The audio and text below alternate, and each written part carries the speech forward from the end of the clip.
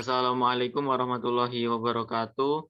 Yang terhormat kepada Ibu Mega Metalia selaku dosen pengampu mata kuliah Akuntansi Manajemen dari kelompok 4 akan mempresentasikan hasil diskusi kami yang berjudul Activity Based Management.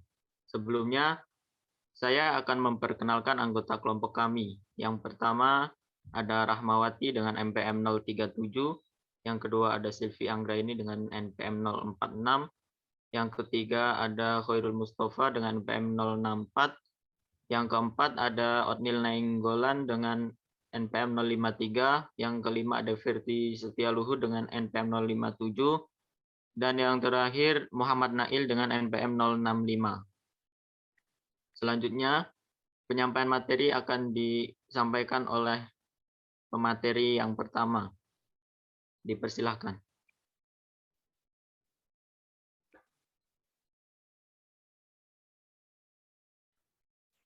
Pengertian Activity Based Management.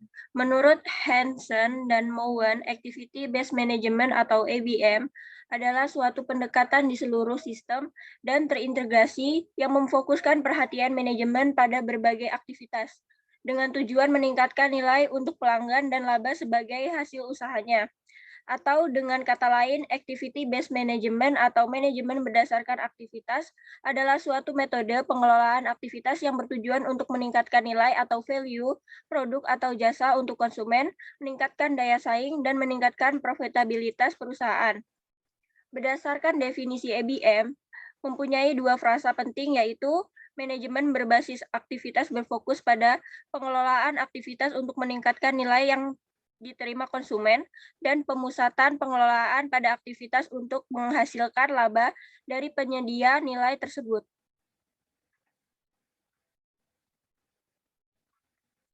Tujuan dan manfaat activity-based management. Yang pertama, ABM merupakan pusat dari sistem manajemen biaya, dan oleh karena itu untuk mengelola organisasi atau perusahaan dengan baik harus menekankan pada ABM. ABM bertujuan untuk meningkatkan nilai produk atau jasa yang diterima oleh para konsumen, dan oleh karena itu dapat digunakan untuk mencapai laba dengan menyediakan nilai tambah bagi konsumennya. Yang kedua, manfaat yang diperoleh dengan menggunakan ABM adalah manajemen dapat menentukan wilayah untuk melakukan perbaikan operasi, mengurangi biaya, atau meningkatkan nilai bagi pelanggan. Dengan mengidentifikasi sumber daya yang dipakai konsumen, produk, dan aktivitas, ABM memperbaiki fokus manajemen atau faktor-faktor kunci perusahaan dan meningkatkan keunggulan kompetitif. Sehingga dapat disimpulkan bahwa tujuan dan manfaat activity-based management yaitu yang pertama, mengurangi harga pokok dan mengoptimalkan desain produk. Yang kedua, mengurangi biaya perusahaan. Yang ketiga, membantu perusahaan dalam mempertimbangkan peluang bisnis baru.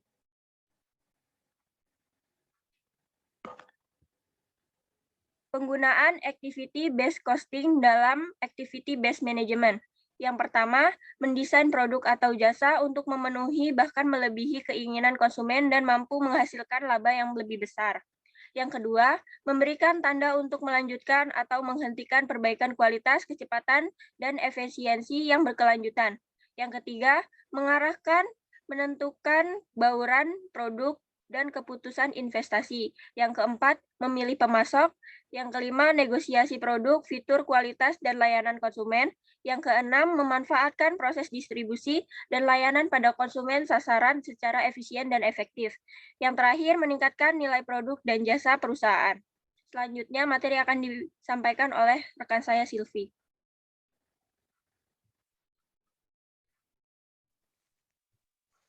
Dimensi Activity-Based Management.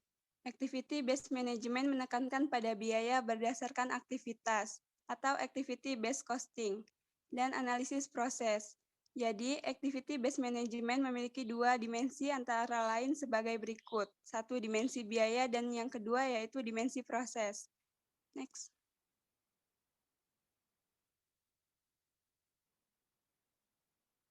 Dimensi biaya memberikan informasi mengenai sumber daya, aktivitas, produk, konsumen, dan objek biaya lain yang menjadi perhatian. Dalam model ini, biaya sumber daya ditelusur kembali pada aktivitas, Kemudian, biaya aktivitas tersebut dibebankan pada produk dan konsumen. Keputusan tersebut termasuk penetapan harga, pengadaan produk, dan penetapan prioritas untuk usaha perbaikan. Jadi, dimensi biaya adalah dimensi ABM yang memberikan informasi mengenai biaya sumber, aktivitas, produk, dan pelanggan. Dimensi biaya ini bertujuan untuk memperbaiki keakuratan pembebanan biaya. Next.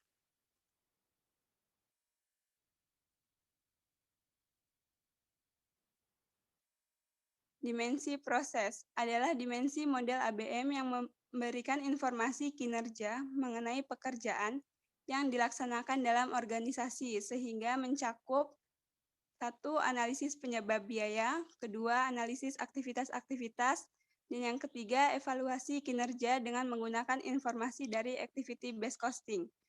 Dimensi proses menyediakan informasi mengenai pekerjaan yang dilakukan dalam suatu aktivitas dan hubungan antara pekerjaan tersebut dengan aktivitas lainnya. Proses adalah serangkaian aktivitas yang terkait untuk melaksanakan tujuan tertentu. Oke, selanjutnya berikutnya di mana tentang ukuran keuangan atas efisiensi aktivitas. Di mana pertama ada value added activities dan non value added activities. Lalu yang kedua ada occasion standar atau perbaikan berkelanjutan. Lalu yang ketiga ada benchmarking. Keempat ada activity flexible budgeting atau penganggaran fleksibel berbasis aktivitas. Lalu yang terakhir ada activity capacity management.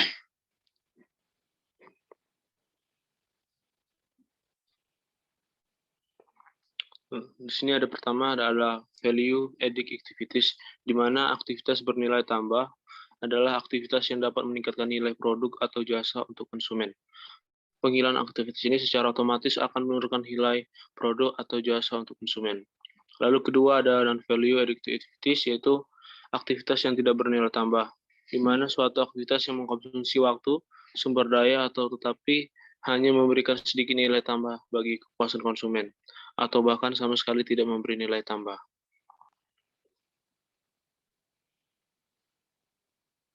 Lalu ada Kaizen standar atau perbaikan berkelanjutan. Perusahaan harus terus melakukan perbaikan berkelanjutan atau continuous improvement, atau dalam bahasa Jepang disebut Kaizen, supaya dapat bersaing dan unggul di pasar. Lalu yang terakhir ada benchmarking, yaitu di mana adalah suatu metode analisis yang dilakukan dengan cara melakukan perbandingan suatu ukuran unit yang berbeda dalam organisasi yang melakukan aktivitas sama.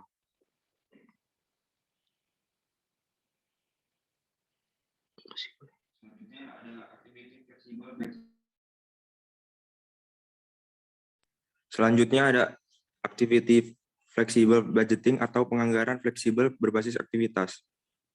Dalam penganggaran fleksibel berbasis aktivitas, anggaran disusun menggunakan lebih dari satu pemicu agar penyajiannya sederhana dan mudah dipahami.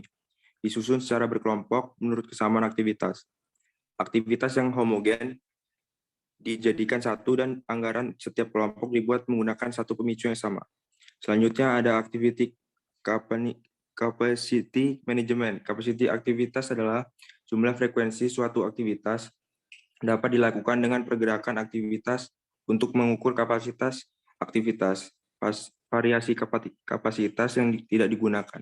Selisih antara ketersediaan aktivitas dengan penggunaan aktivitas adalah informasi penting yang harus disediakan oleh manajemen.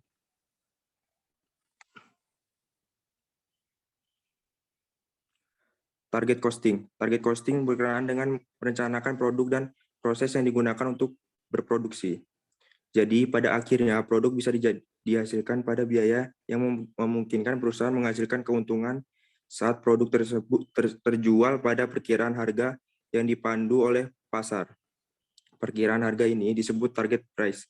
Batas keuntungan yang diinginkan disebut target profit. Dan biaya di mana produk harus diproduksi disebut target costing.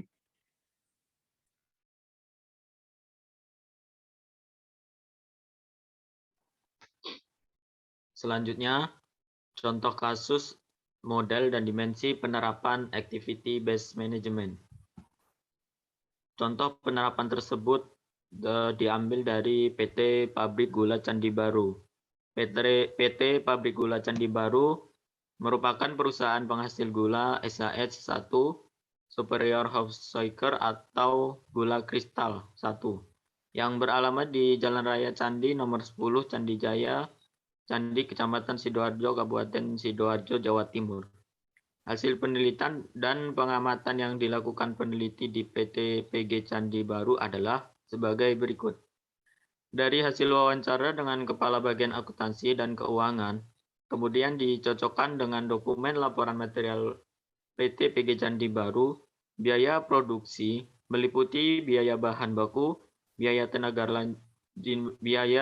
kerja langsung, dan biaya overhead pabrik. Agar mudah dalam melakukan analisis aktivitas, perlu diketahui aktivitas apa saja yang terjadi di setiap stasiun dalam proses produksi PT PG Candi Baru. Aktivitas apa saja yang terlibat dalam proses produksi PT PG Candi Baru ditunjukkan berdasarkan hasil wawancara dengan Kepala Bagian Pabrikasi, kemudian dicocokkan dengan observasi langsung, sehingga dapat disajikan daftar aktivitas produksi, yaitu bagian persiapan, bagian pengolahan, dan bagian penyelesaian. Next.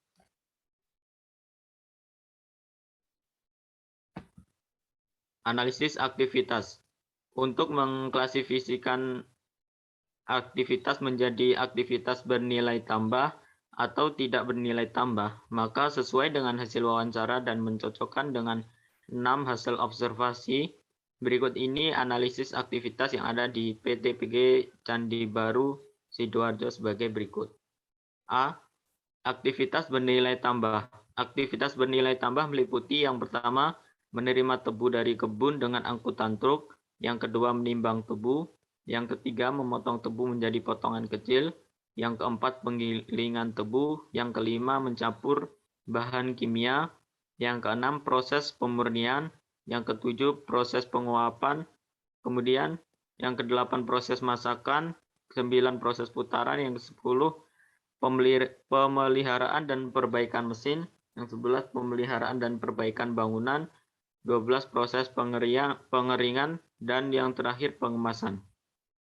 Kemudian aktivitas yang tidak bernilai tambah meliputi 1. Penyeleksian tebu, kedua mengirim tebu ke timbangan, yang ketiga mengatur tebu yang sudah ditimbang, yang keempat memindahkan tebu yang sudah ditimbang ke meja tebu, yang kelima menyeleksi ukuran kristal gula, yang keenam memeriksa kualitas barang jadi, yang ketujuh mengirim dan menyimpan barang jadi gudang.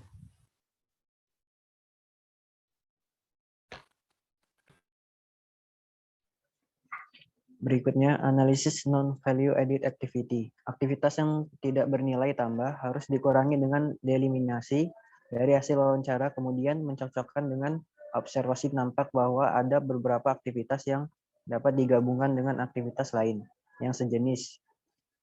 Direksi volume aktivitasnya atau bahkan ada yang perlu dieliminasi. Aktivitas tersebut antara lain, yang pertama, penyeleksian tebu oleh tim manis bersih segar atau MBS. 2. Memindahkan tebu yang diterima ke tempat menimbang tebu. Ketiga, mengatur tebu yang sudah ditimbang. Keempat, memindahkan tebu yang sudah ditimbang ke meja tebu. Kelima, menyeleksi ukuran kristal gula. Keenam, memeriksa kualitas barang jadi. Dan yang terakhir, mengirim dan menyimpan barang jadi gudang. Selanjutnya, pengukuran kinerja.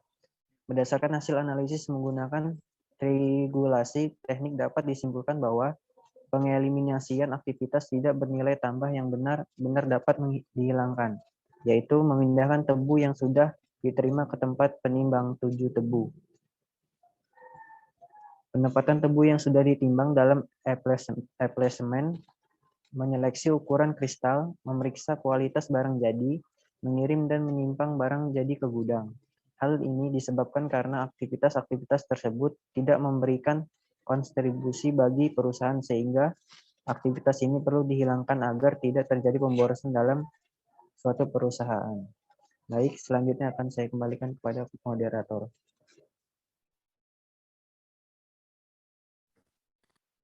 Demikian presentasi dari kelompok kami. Kurang lebihnya kami mohon maaf. Saya akhiri. Wassalamualaikum warahmatullahi wabarakatuh.